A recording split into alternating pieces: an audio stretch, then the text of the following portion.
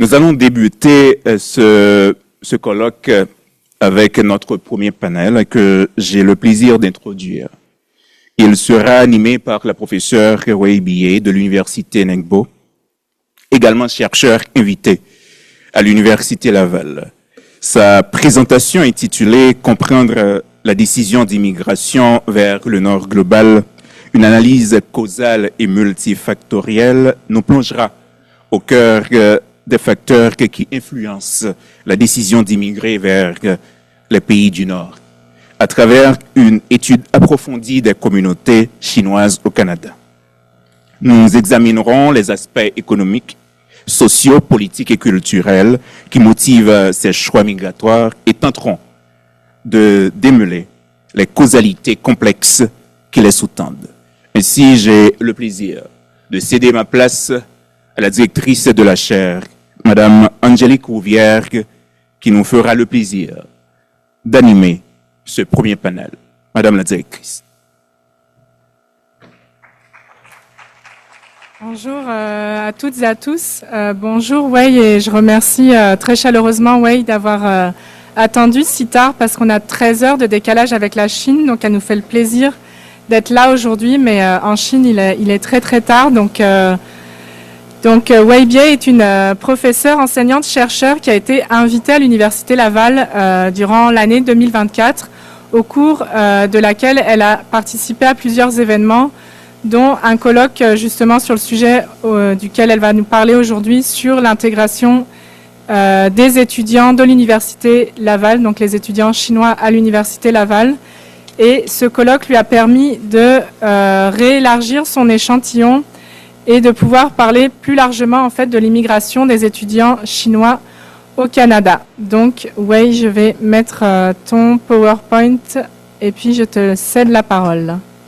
Merci tout le monde, merci pour l'invitation, merci pour toute l'arrivée de l'audience et des invités. Oui, aujourd'hui parce que auparavant, j'ai fait une analyse sur l'intégration des étudiants et étudiantes chinoises à l'Université Laval. Et puis, j'ai reçu l'invitation du colloque et j'ai élargi mes échantillons parce que à cause du temps limité comme ça, je vais commencer tout de suite. Tout d'abord, introduction, les immigrants d'origine chinoise au Canada, les participants, les échantillons que j'ai élargis, c'est à partir des années 80 jusqu'au présent.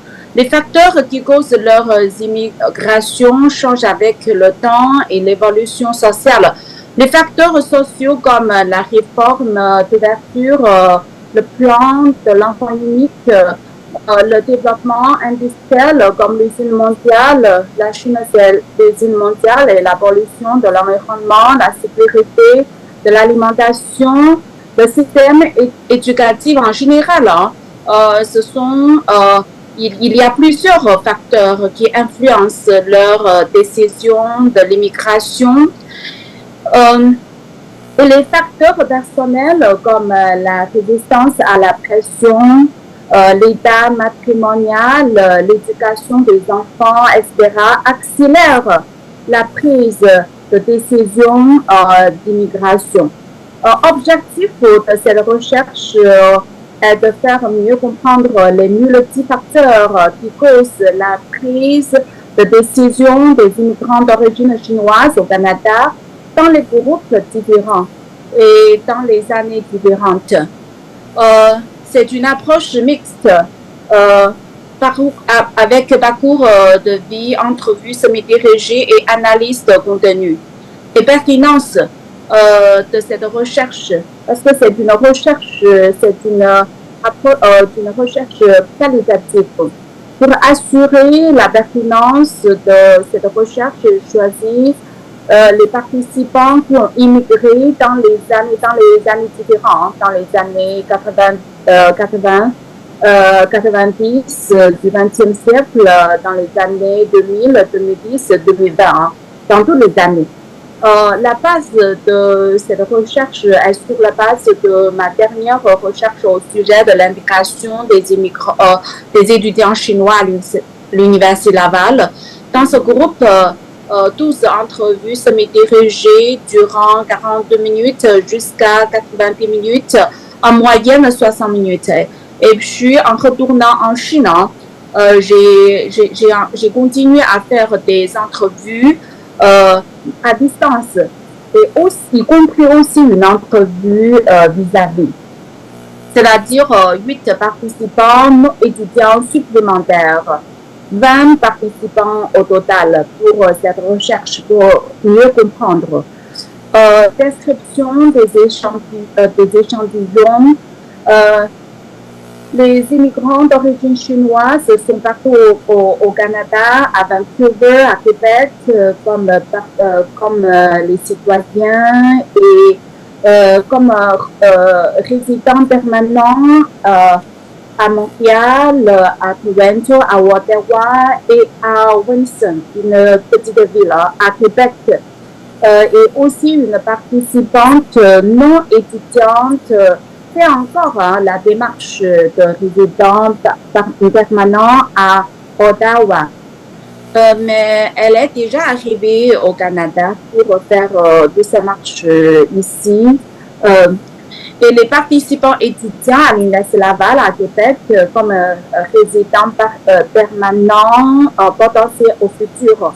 Parce que selon la recherche de la dernière fois, oui, parmi 12 étudiants chinois, il y a 7 qui ont fait la décision de immigrer au futur, ou bien une participante a déjà immigré. Et 13 entrevues vis-à-vis, 7 entrevues à distance. Et 12 étudiants et étudiantes chinois à l'Université Laval, 8 participants non étudiants. Les chiffres rouges sont les participants étudiants. Un résident permanent et tous les autres. Parmi les 11, 6 ont fait la décision d'immigrer après leur études au futur.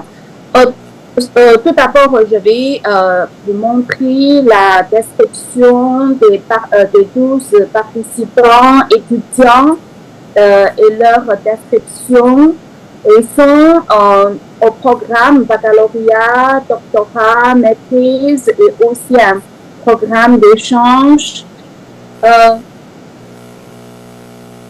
Les participants de 3e siècle, comme doctorants, ont le plus nombreux dans le domaine de sciences pures. Et ensuite, c'est le programme de maîtrise. Les participants de programme de baccalauréat sont les moins nombreux. Et puis, parmi les 12, on peut voir 11 sont l'enfant unique. Sera lié avec la recherche suivante à la suite. Tranche d'âge à partir de 19 ans à 35 ans et âge moyen des étudiants chinois, c'est 28 ans, et âge moyen des étudiantes chinoises, 31 ans.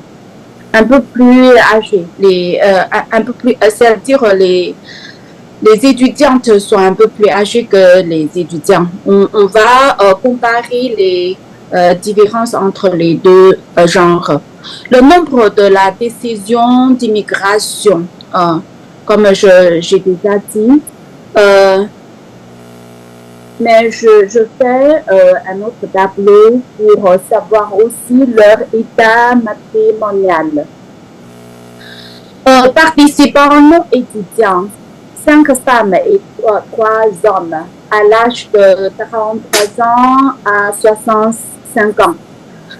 La plupart sont mariés, sauf une participante. Et ici, F, ça représente femme, H, ça représente homme. Oui. Sauf une participante célibataire et tous les autres participantes sont déjà mariés et ont 1, 2 ou 3 enfants dans leur famille. les villes d'origine, c'est-à-dire les villes d'origine avant de leur départ au Canada, c'est-à-dire c'est la ville où ils travaillent, ou bien, tu vois, c'est plutôt la ville de départ. Et on peut voir à Pékin, Shanghai, les participants que j'ai fait les entrevues, 5 viennent de Pékin. Et puis un vient de Shanghai et puis 2 viennent de Pékin. Et citoyenneté, parmi les 12, 3 sont ont déjà la citoyenneté comme leur statut. 4 ont un statut de résident permanent. Et une fait encore la démarche de l'immigration. Au total, 8 participants. Et puis, on peut voir Pékin, Shanghai, c'est nombreux. C'est lié aussi avec le transport. Hein, parce que de Chine au Canada, c'est quand même loin. Hein, comme on a 13 décalages horaires maintenant. Mais pour aller comme de Shanghai au Canada, à Toronto, comme ici on peut voir, il y a 4 vols. À Toronto, ça fait 15 heures de vol. Comme ça, on peut voir, ce sont les grandes villes qui ont les vols directs. Comme Canton, Shenzhen, c'est à Guangdong. Et puis Xiamen, c'est dans la province de Fujian, à l'est de Chine. Tu vois, parmi toutes les villes, Pékin, c'est la capitale, bien sûr, et puis toutes les autres villes ici indiquées avec le vol, c'est plutôt les villes côtières à l'est de Chine, les 4 villes à la suite. Et puis, Chengdu, c'est la seule ville, tu vois, continentale au sud-ouest de Chine.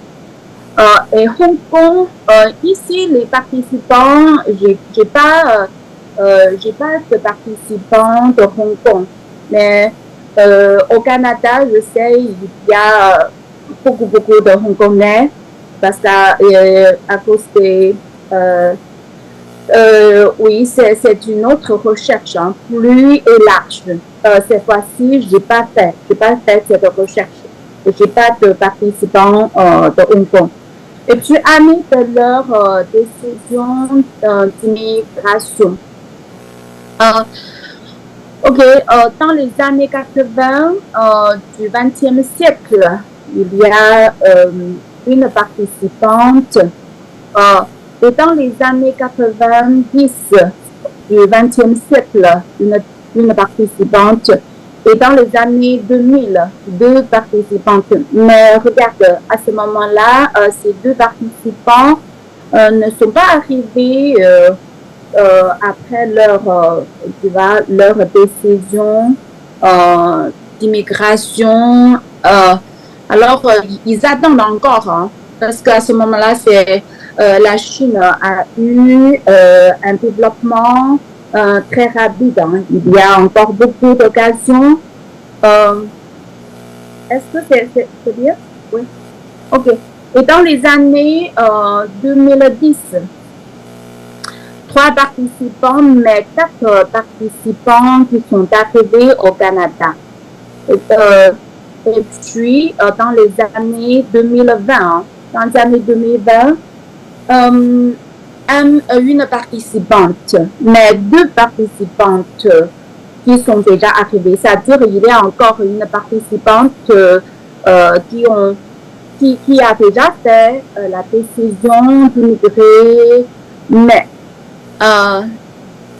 elle est arrivée au Canada un peu après, dans les années 22, après la période pandémique. Oui. Et puis, limite de cette recherche, chaque recherche, il y a des limites. Dans cette recherche, la limite c'est plutôt le nombre de participants ne permet pas de faire un échantillon représentatif.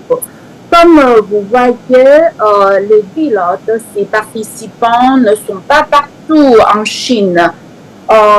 C'est plutôt les participants que j'ai eu l'occasion de les rencontrer.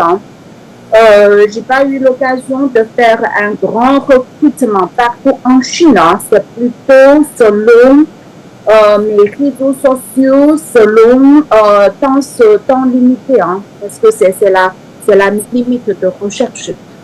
Décision d'immigration au Canada parmi les participants étudiants. Oui, on va voir directement au résultat de cette analyse. Il y a 7 étudiants parmi les 12 qui ont pris la décision d'immigrer au Canada. Et une participante a déjà obtenu le statut comme président permanent au Canada. Les facteurs de la décision d'immigration. On peut voir tout d'abord un tableau. Facteurs comme genre, expérience de travail en Chine. D'après les entrevues que j'ai eues avec les participantes, ils ont fait des observations, ils ont mentionné leur expérience de vie. Les participants qui ont expérience de travail en Chine, c'est-à-dire avant de venir ici, de continuer leurs études, elles ont déjà une expérience en Chine. Ça influence aussi leur décision d'immigration.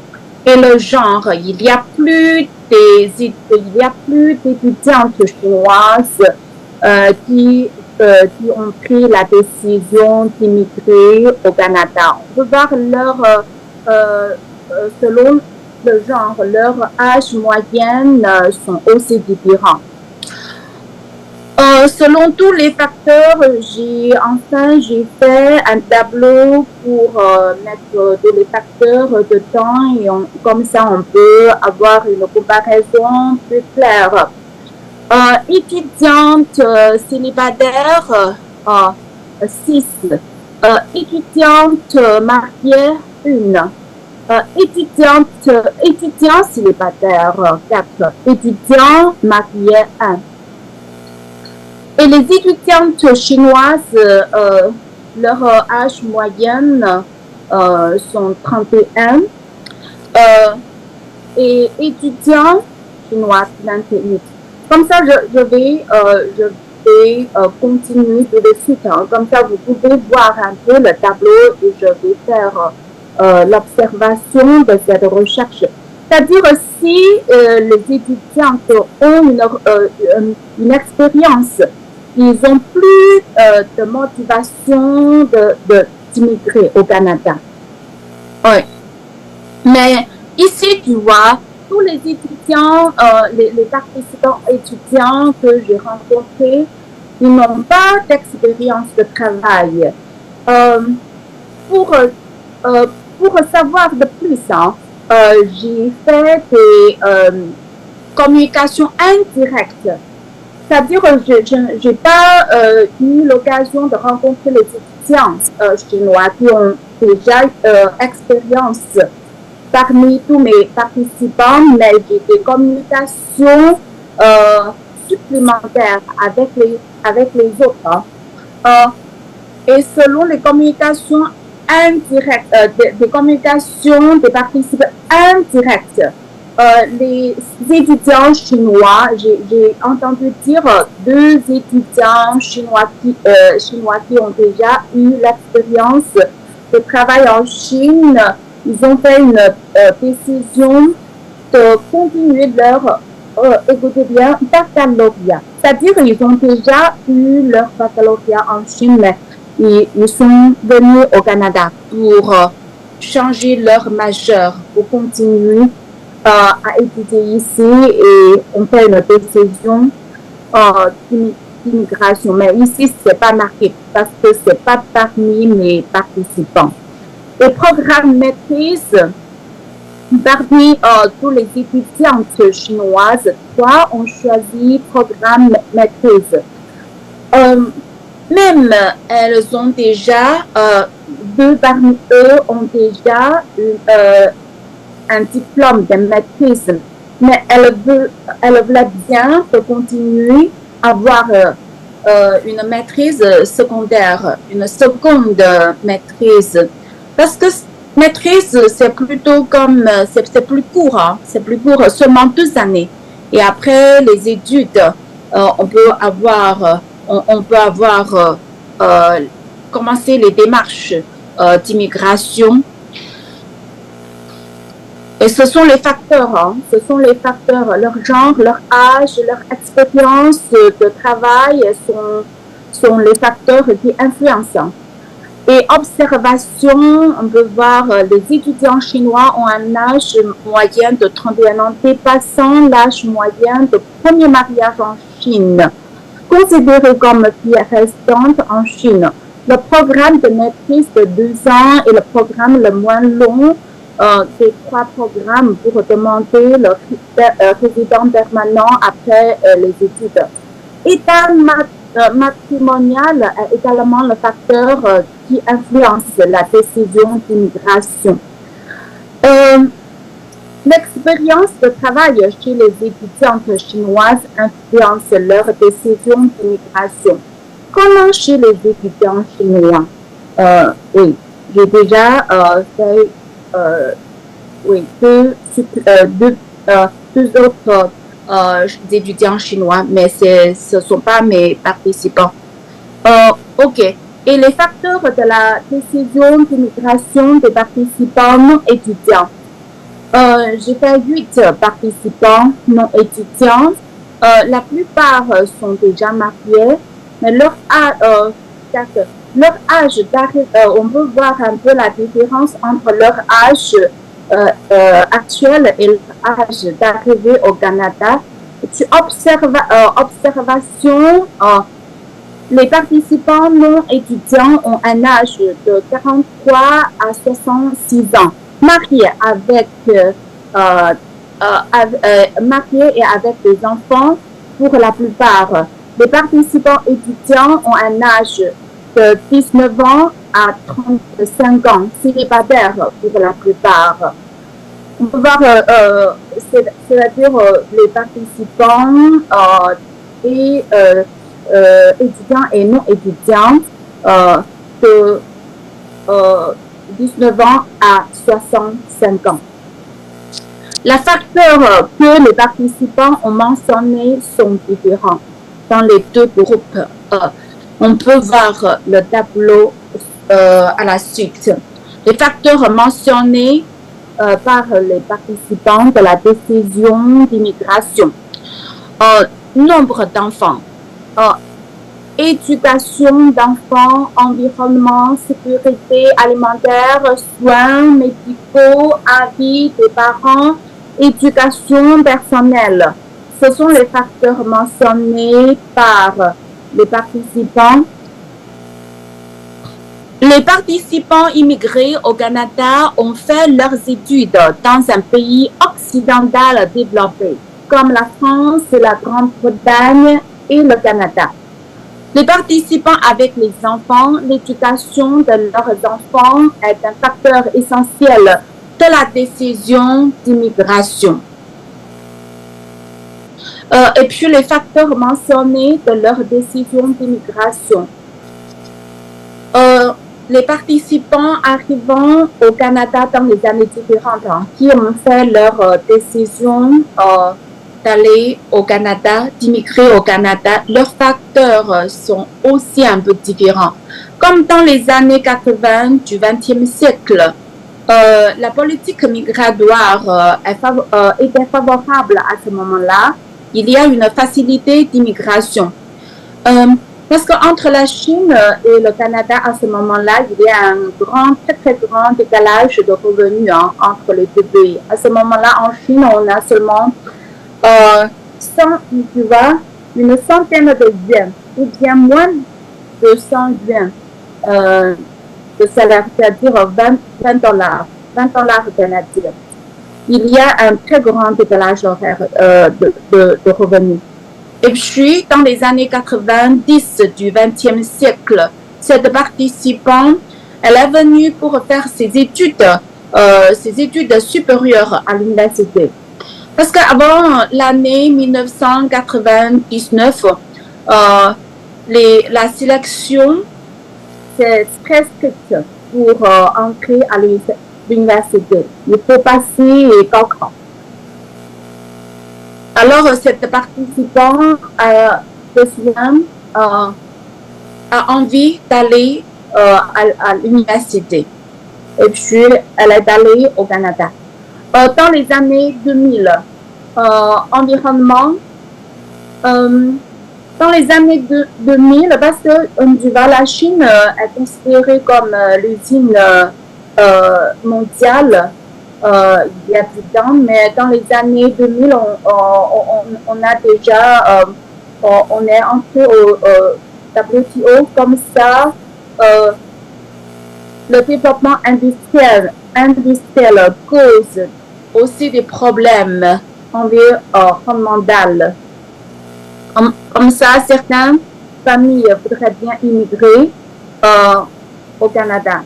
Et dans les années 2010, politique d'enfants uniques, parce qu'au début des années 2010, le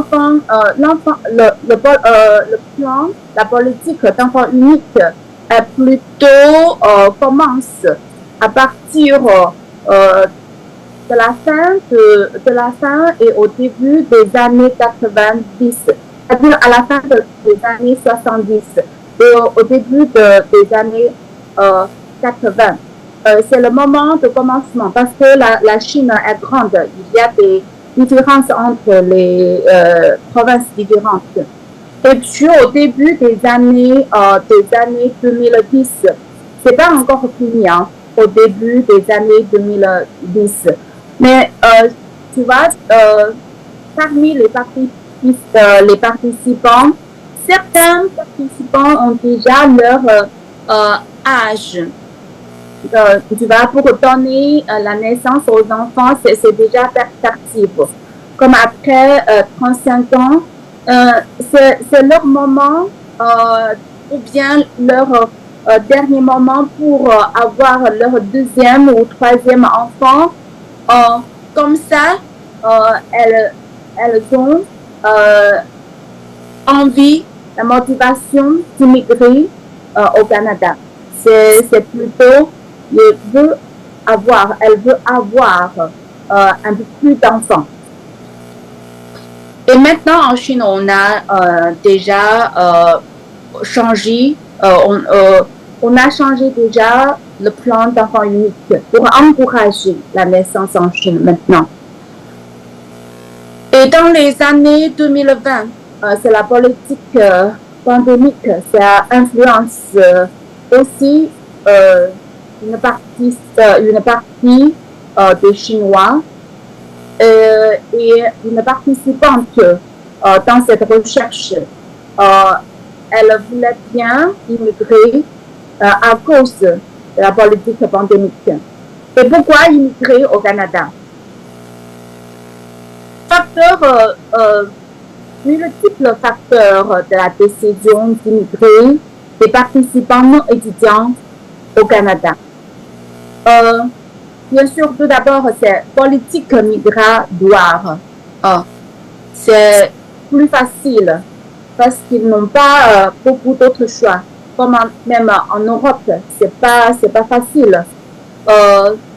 Et dans les années 2010, même au Nouvelle-Zélande, c'est pas facile. Il y a un participant qui a fait ses études au Nouvelle-Zélande. Mais après ses études, c'est pas facile pour lui d'immigrer au Nouvelle-Zélande. C'est pourquoi et il a changé son destination pour aller au Canada. C'est plus facile. Diversité, la culture diverse. Hein. Au Canada, il y a une diversité, hein. C'est-à-dire c'est plus acceptable. La culture, ici, il y a une diversité des arrivants. C'est plus accueillant pour les immigrants. Sécurité sociale.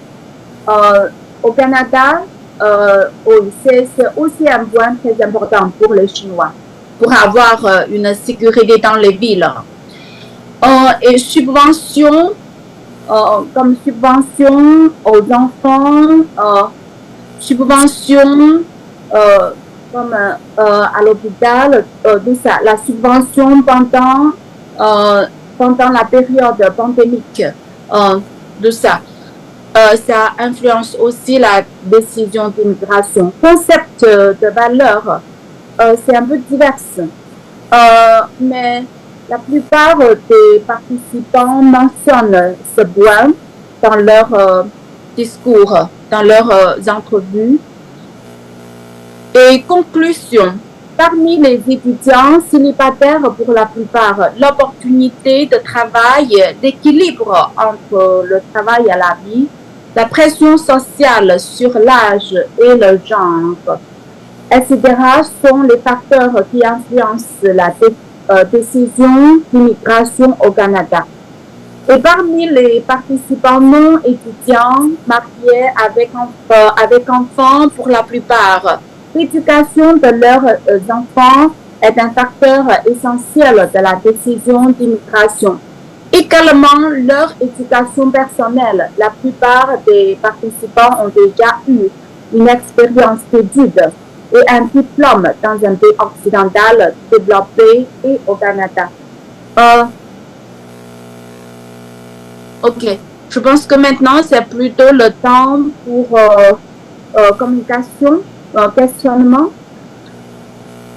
Oui, merci beaucoup, Biey. Donc, je ne sais pas si vous avez des questions dans la salle. Il y a 2 micros qui sont disposés en avant, donc vous pouvez juste vous lever et poser vos questions.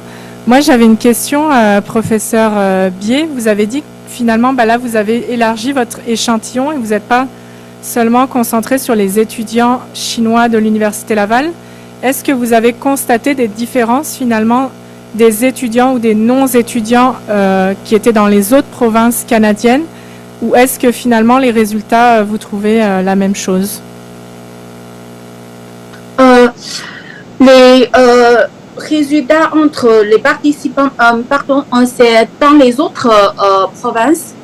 Oui, c'est ça. Est-ce que, vu que l'étude au départ était plutôt concentrée sur les étudiants chinois de l'Université Laval, oui, c'est ça. Est-ce que les personnes en dehors des étudiants chinois de l'Université Laval, est-ce qu'il y avait des différences dans les autres provinces canadiennes par rapport à leur parcours immigratoire, par rapport aux motifs, pourquoi ils auraient choisi une autre province plutôt que Québec, etc. Est-ce qu'il y a des distinctions où finalement les profils des étudiants et des personnes qui immigrent au Canada, même dans d'autres provinces que Québec et l'Université Laval, sont différents? Oh oui. Et alors, les participants étudiants que j'ai fait sont à l'Université Laval, c'est-à-dire la plupart des étudiants qui ont fait leurs études ici voulaient bien immigrer au Canada. Au Québec, 6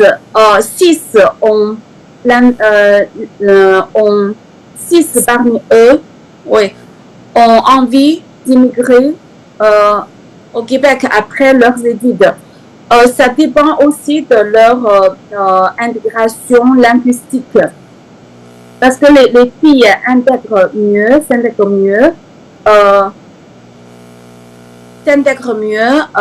leur intégration linguistique est meilleure que les étudiants chinois. Alors comme ça, la plupart des étudiants à l'université, les participants que j'étais à l'Université Laval, les étudiantes chinoises ont plus d'envie à immigrer au Canada. Mais les participants non étudiants que j'ai fait, c'est plutôt partout. Certains qui ont la compétence linguistique française ont envie d'immigrer au Québec. Oui, c'est ça.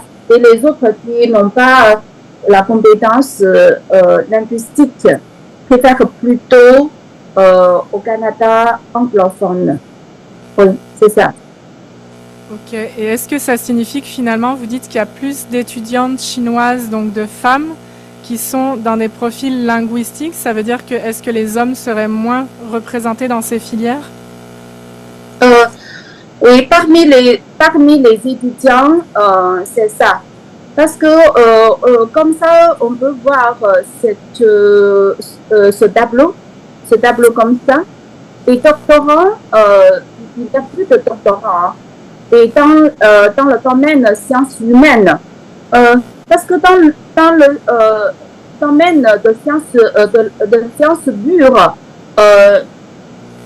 la langue de leur recherche académique, c'est plutôt en anglais. C'est-à-dire qu'ils n'ont pas besoin de passer un examen pour entrer dans leur programme comme doctorat. La plupart des doctorants chinois ici à l'Université Laval, leur langue, c'est plutôt anglais. C'est pas français. Ok, merci. Est-ce que oui, c'est bien comme ça? Oui, je pense que j'ai une question dans la salle. Oui. Ok. Tu peux te présenter aussi, dire ton programme d'études. Ok, salut Wei, c'est moi Wina. Oui, salut. En effet, une brève présentation. Je m'appelle Wina et je suis en maîtrise de recherche, patrimoine et ethnologie.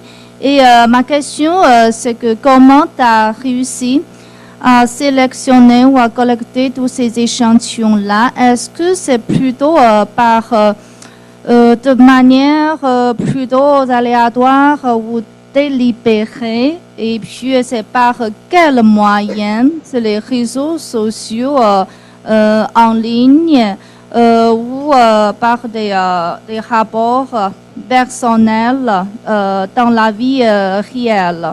Donc, est-ce qu'il y a des critères stricts pour cette sélection? Je connais un peu de processus, mais si ça ne vous gêne pas, pourriez-vous nous donner une description plus détaillée et exacte? Merci. Ok, merci beaucoup.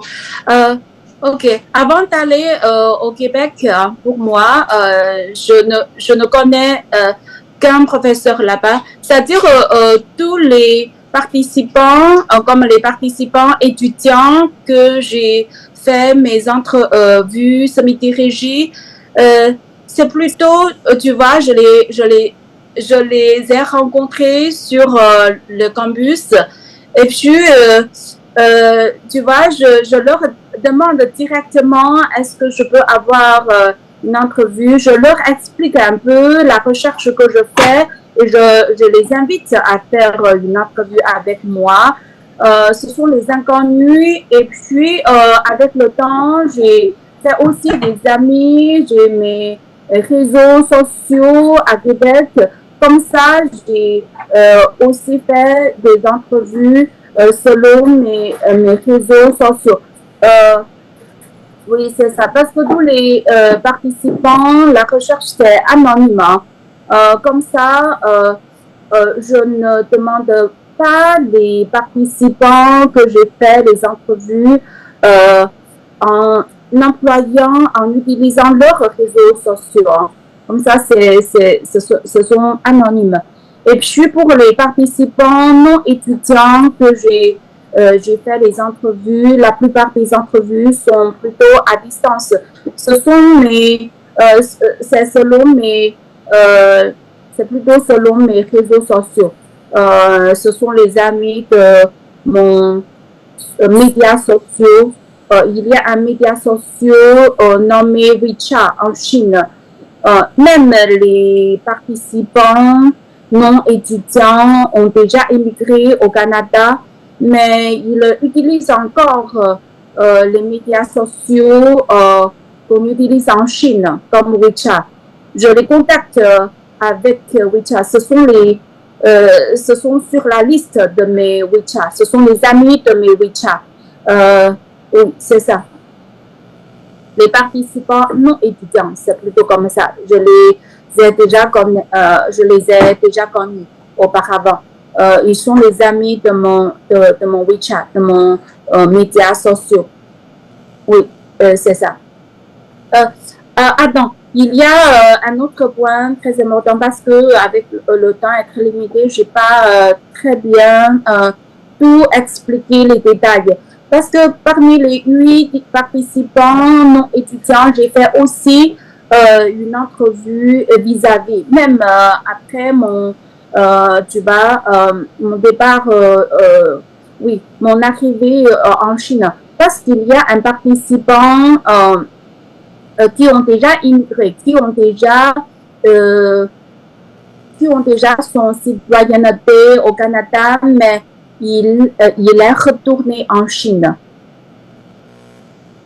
Il est retourné en Chine. Comme ça, j'ai eu l'occasion de faire une entrevue avec lui. Son choix, c'est plutôt un peu différent que les autres. Il voulait bien avoir une citoyenneté. Il a dit qu'il a déjà fait la décision d'immigrer au Canada, mais il voudrait bien retourner en Chine après son immigration, c'est-à-dire après avoir la citoyenneté canadienne. Oui, c'est plutôt pour le futur de son fils. Hein. Oui, c'est ça. Merci beaucoup. C'est très, très clair et très intéressant. Merci encore une fois pour ta belle présentation. Et à bientôt en avril, alors. Oui, merci beaucoup. Je n'ai pas encore très habituée à faire une conférence à distance. Hein. Ça me gêne quand même un peu. Et sur place, c'est mieux pour moi. Oui, en tout cas, vous êtes prêté à l'exercice. On a une autre question d'une autre participante ici en salle. Bonjour. D'abord, merci pour votre présentation. Mon nom est Dominique Kelleher. J'étudie à la maîtrise en affaires publiques. Ma question était plus du côté du gouvernement chinois. Est-ce qu'il y a des mesures qui ont été mises en place pour encourager les étudiants qui, justement, viennent au Canada pour leurs études ou ailleurs en Occident à revenir au pays? Donc, est-ce qu'il y a des mesures pour, justement, de leur côté, procéder à une certaine rétention de ce capital social et académique? Merci. Oui, merci beaucoup. OK. Je donne un exemple de notre université. Dans notre université, on a des politiques parce que c'est une université publique. C'est plutôt c'est représentatif. Hein. C'est une université publique, c'est-à-dire nous avons les subventions financières de l'État chinois. Alors, on a des plans d'encouragement aux étudiants pour encourager les étudiants d'aller à l'étranger pour faire leurs études, pour faire un échange. À l'université, c'est plutôt pour faire un échange d'études. Tu vois, on a des subventions aux étudiants, on a des supports financiers aux étudiants. C'est pas tellement beaucoup, mais c'est comme pour maîtrise, on a 8 000 par an, 8 000 $ canadiens par an dans notre université pour encourager les étudiants de maîtrise à faire leurs études. On dit études d'échange, programme d'échange à l'étranger. Et puis, pendant les vacances d'été ou bien les vacances d'hiver, on a une subvention, un support financier pour les baccalauréats, c'est $3,000 canadiens par étudiant. Oui, si cette formation dure plus de 28 jours, c'est-à-dire 4 semaines, étudiant peut avoir ce support financier de l'université. Et pour d'autres programmes, c'est-à-dire si tu es dans le programme, tu vas au troisième cycle, au deuxième cycle, troisième cycle, tu peux avoir plus de support financier par rapport au baccalauréat. Et si tu peux avoir, c'est-à-dire si tu peux participer à un programme de l'université fameuse dans le monde, fameuse, c'est-à-dire sur la liste comme QS ou d'autres listes réputées, c'est-à-dire parmi les 100 meilleurs ou top 100, tu peux avoir plus de subventions, plus de support financier. Le plus haut, c'est comme dans notre université, c'est comme 30 000 dollars canadiens. Oui, c'est ça. Okay. Merci beaucoup, professeur Weibier. Donc, en passant, le professeur Weibier sera aussi l'invité. Elle va revenir sur le campus dans le cadre du deuxième pan de ce colloque sur l'immigration qui va plus s'intéresser sur les moyens d'intégration. Donc, dans ce cadre-là, le professeur Weibier va venir en présentiel ce coup-ci, continuer de nous parler de ses travaux. Donc, encore un grand merci de vous être connecté en Chine à une heure très tardive. Et donc, on peut l'applaudir en salle pour sa présentation. Et merci, puis, merci beaucoup.